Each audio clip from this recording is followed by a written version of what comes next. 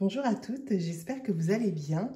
On se retrouve aujourd'hui dans cette nouvelle vidéo où voilà, je vais vous montrer un petit peu les médicaments que j'utilise pendant ma grossesse parce que voilà, on peut avoir effectivement des petits mots de grossesse. Donc j'ai trouvé ça sympa de vous partager comment moi j'essaye de me les soulager tout simplement.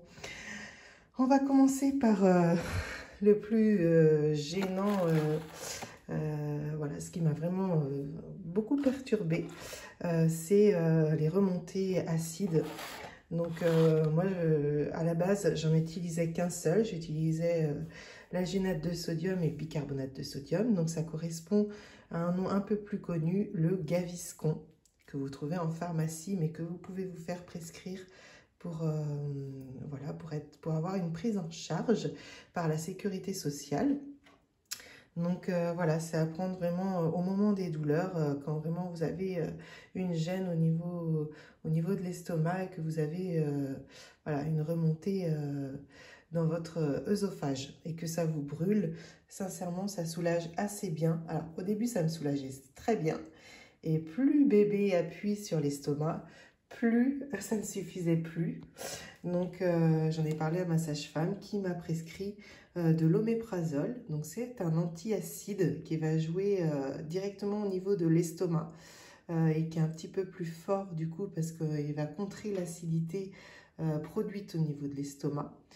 Et celui-là, il est vraiment efficace. Donc elle m'a mis directement de l'oméprazole 20 parce que il existe également en 10 mg, mais bon, faut pas déconner, on a quand même un bébé qui appuie lourdement sur l'estomac, donc on se doit de soulager assez rapidement et celui-ci est vraiment efficace.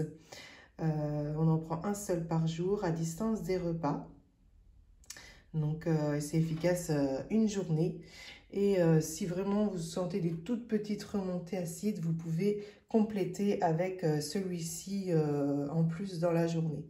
Ça, c'est vraiment quand je suis vraiment très gênée. Il m'est arrivé de prendre les deux en même temps et il n'y a aucun souci à coupler ces deux médicaments. Au contraire, vous vous sentirez que mieux. Voilà, donc n'hésitez pas à en parler à votre sage-femme si vous aussi, au niveau de l'estomac, c'est pas ça, car ça va vraiment vous aider, vous faire du bien. Quant au coup de fatigue, on peut sentir un coup de fatigue pendant la grossesse et ça peut être dû à un manque de fer. Donc moi, ça a été prouvé, j'étais très limite en fer.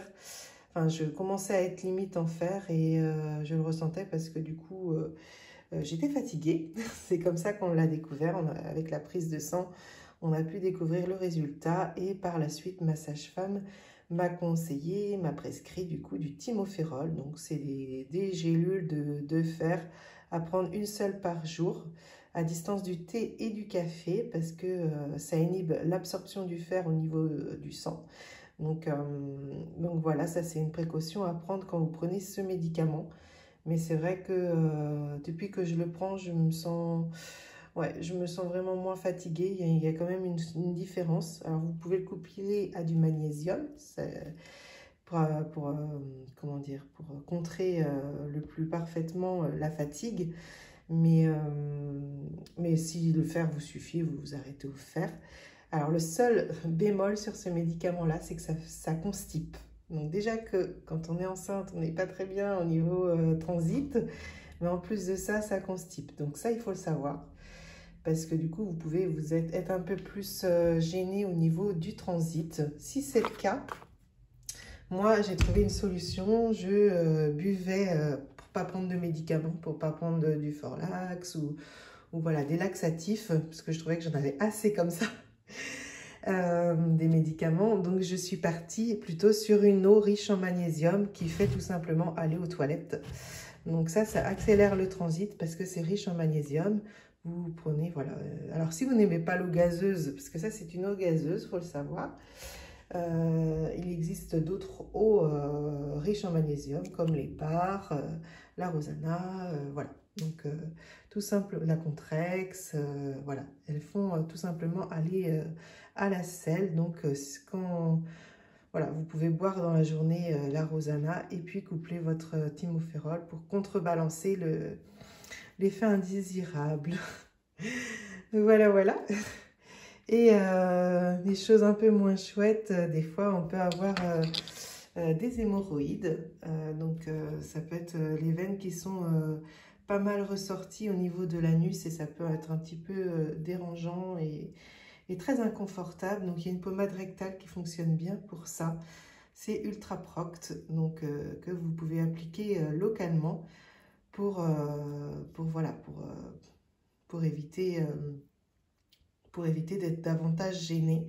Ça, c'est important, d'autant plus que quand on est constipé, en fait, ça augmente le risque d'hémorroïdes. Donc, c'est important d'appliquer cette crème pour éviter que voilà, tout s'en mêle et que vous vous sentez dérangé au moment, jusqu'à la fin de votre grossesse, au moment de l'accouchement. On va être bien, donc voilà, il faut prendre soin de vous. Ça, c'est important. C'est pourquoi je voulais vous parler de tous ces petits médicaments. On ne les connaît pas, donc des fois, on n'ose pas parler de ce qui nous gêne à notre sage-femme. Mais encore une fois, il ne faut pas hésiter à dire tout ce qui ne va pas. Les médicaments ne sont pas trop connus, donc c'est pour ça qu'au moins là, il n'y en a pas beaucoup, il y en a 5, mais c'est principalement les mots les plus rencontrés pendant la grossesse. Donc j'espère que cette vidéo va vous être utile, vous a donné plusieurs conseils qui vont vous servir. Voilà, surtout si vous ressentez une gêne. En attendant, je vous fais plein de gros bisous et puis je vous dis à bientôt dans une prochaine vidéo. Bye bye.